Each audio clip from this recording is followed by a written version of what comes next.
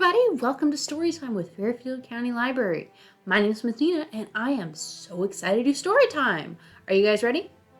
Alright, okay, this week our theme is New Year's. So, this week we're going to be reading two books that are all about New Year's. Alright, our first book is Squirrel's New Year's Resolution by Pat Miller, illustrated by Kathi Ember, and published by Albert Whitman and Company.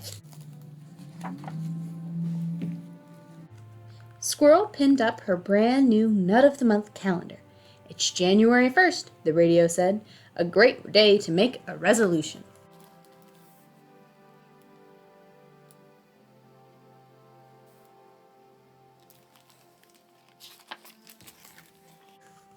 Make a resolution? Wondered Squirrel. How do you do that? Bear might know. She went to see Bear at the Lonewood Library. Happy New Year, he said. Same to you, Bear.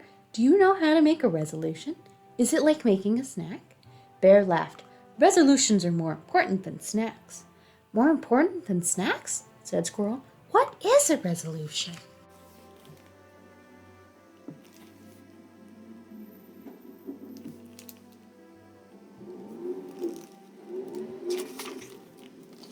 A resolution is a promise you make to yourself to be better or to help others, Bear said. When we begin a new year, we make a fresh start. Wow. Did you make a resolution? Asked Squirrel. I did, Bear answered. I've resolved to teach others how to read. I'm going to teach Skunk as soon as she gets well.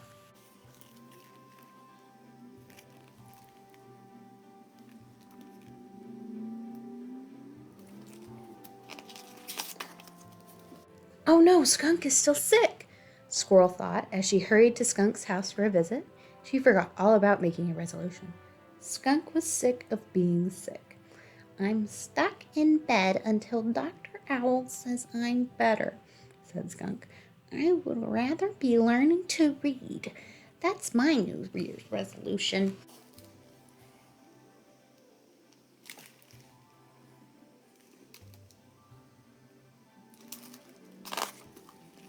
Squirrel knew how to cheer up her friend. She hid at the foot of the bed. She popped out and spouted, Boo! Skunk giggled. Hide and Skunk was her favorite game. Squirrel popped up again. Boo! And again. Boo!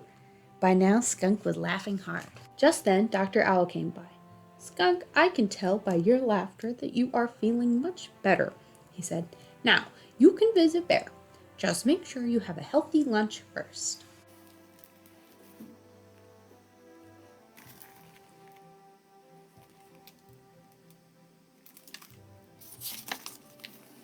Lunch, thought Squirrel. She headed toward the hidey-hole diner.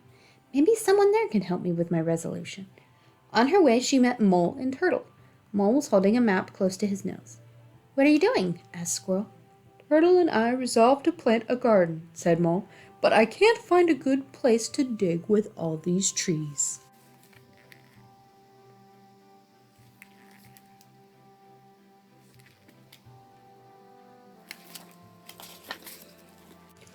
Wait here, said Squirrel. She dashed up an oak tree and looked down. She spied Wildcat Creek and on its bank a perfect place for a garden. Squirrel scampered down and led Mole and Turtle through the woods to the edge of the creek. She helped them stake out string for the borders of the garden. Thanks, Squirrel. I shall start digging right after lunch, said Mole.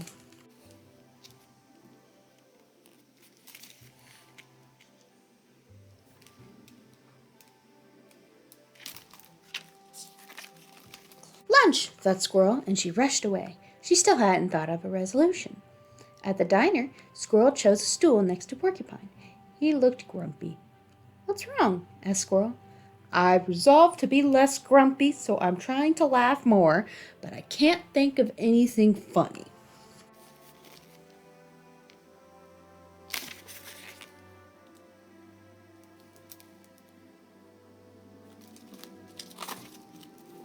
I can help you think of something funny. Like, why did the squirrel run back and forth across the road? I don't know. Why? Asked Porcupine. 'Cause she was nuts, laughed Squirrel. Porcupine laughed too. I get it. That reminds me. What's striped and bouncy? Tell me, giggled Squirrel. Skunk on a trampoline, said Porcupine. Squirrel laughed herself right off the stool. Porcupine said, That's a good one. I'd better write these down. Off he went to find paper and a pencil.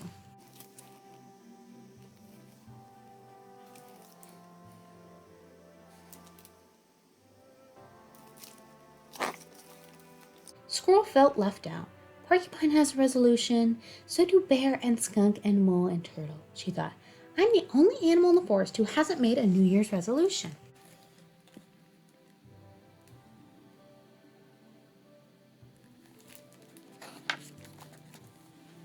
Rabbit came to take Squirrel's order. Would you like to try my New Year's special? Asked Rabbit. Sure, said Squirrel. Maybe it will help me make a resolution. I wish I knew how. Think of ways to improve yourself, or a way to use what you're good at to help others, said Rabbit. Squirrel ate her lunch special and thought hard.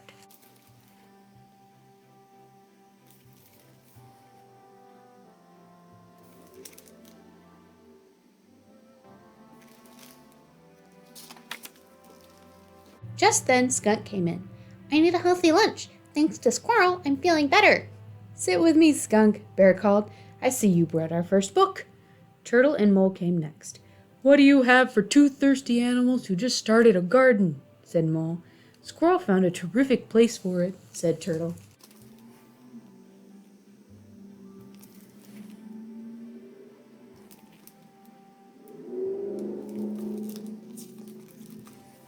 Porcupine hurried in. Do you know why Bear said caw-caw? Before anyone could answer, Porcupine said, he was learning another language. All the animals laughed. I didn't know you were so funny, said Mole. Me either, said Porcupine. Squirrel got me started.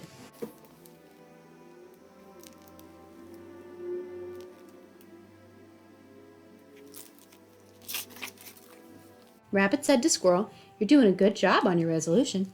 I didn't know I had one, said Squirrel. Your actions are better than words. It looks like you resolve to help someone every day, said Rabbit.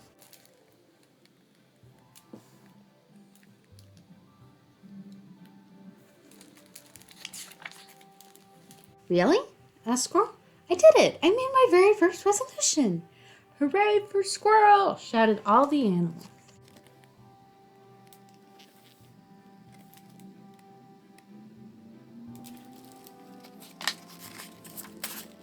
It was going to be a very happy New Year.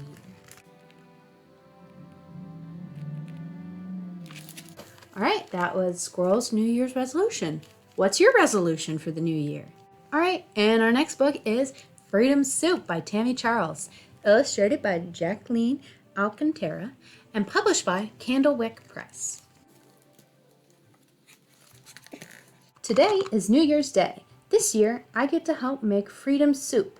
T. Grant says I've got a heart made for cooking, and it's time I learn how.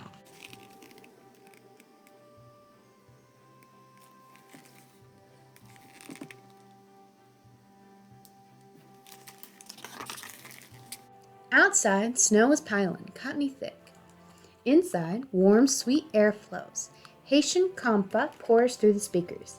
The shake of maracas vibrates down to my toes. T. Grand's feet tap tap to the rhythm.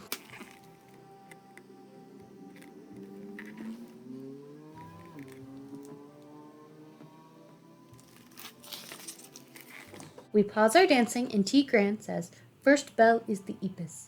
She places the pilon between my knees. Click, clack, click, clack. Together we mash the garlicky herbs to the compa beat.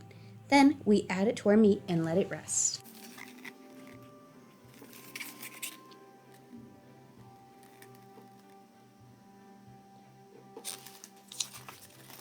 Next is your favorite, the pumpkin. T. Grant smiles and pulls it out of the boiling water. Ribbons of steam dance up to the ceiling. She lets me peel the pumpkin. The skin melts off like butter.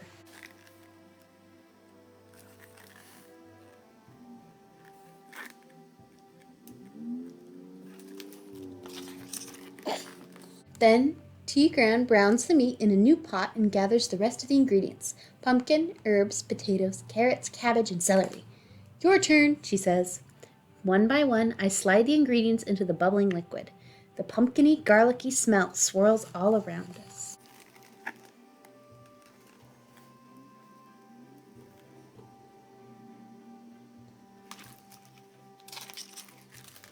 Know why they call it freedom soup? Tigran asks. Because it's free?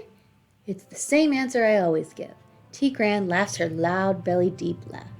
Oh, Belle, nothing in this world is free, not even freedom. She begins to tell a story, the same one she tells every year, a story of the place she was born, Haiti.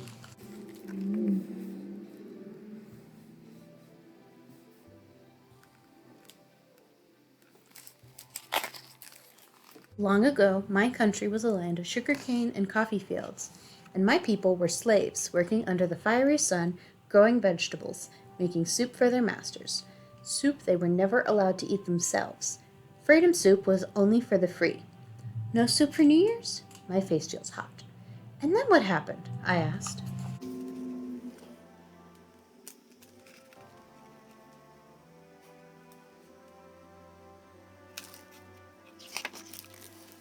Years passed. The slaves' hands were tired, spirit shattered, blood shed, freedom stolen, pride gone. Enough was enough. It was time to fight and win back their freedom.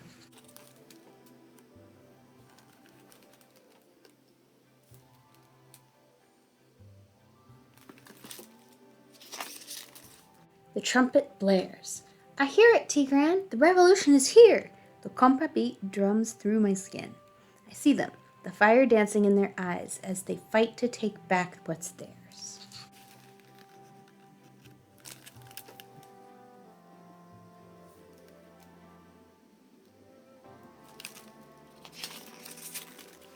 I see the colors of freedom, the tan streets of Port-au-Prince covered in broken black chains, kettles of hot yellow soup, a sweet pumpkiny garlicky aroma filling the air. I see Tigran's people, my people, eating soup to celebrate the end of slavery, eating soup to celebrate the start of freedom.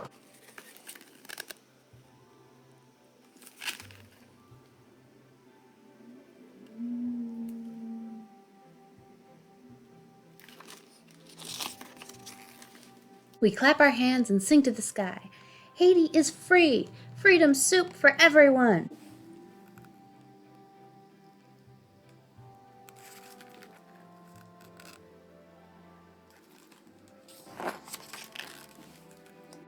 Tigran lowers the flame while I throw in the pasta. My grandmother taught this tradition to my maman, who taught it to me. I taught it to your mother, and I'll teach it to my children one day. Tigran's dark sky eyes smile as we rest in the living room, and she pulls me in real close. And they'll share it with everyone who will come after.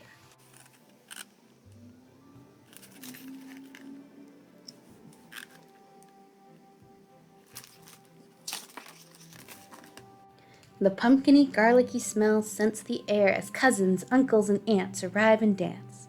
We share stories of Tigran's faraway island and taste freedom again and again and again. What a lovely soup you made, Belle, they say. I puff out my shoulders wider than the Haitian mountains, stand so tall I can almost touch the moon.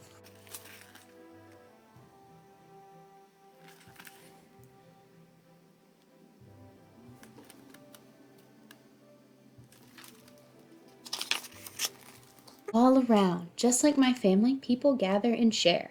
In our house, we celebrate until the last drop of soup is gone, gone, gone.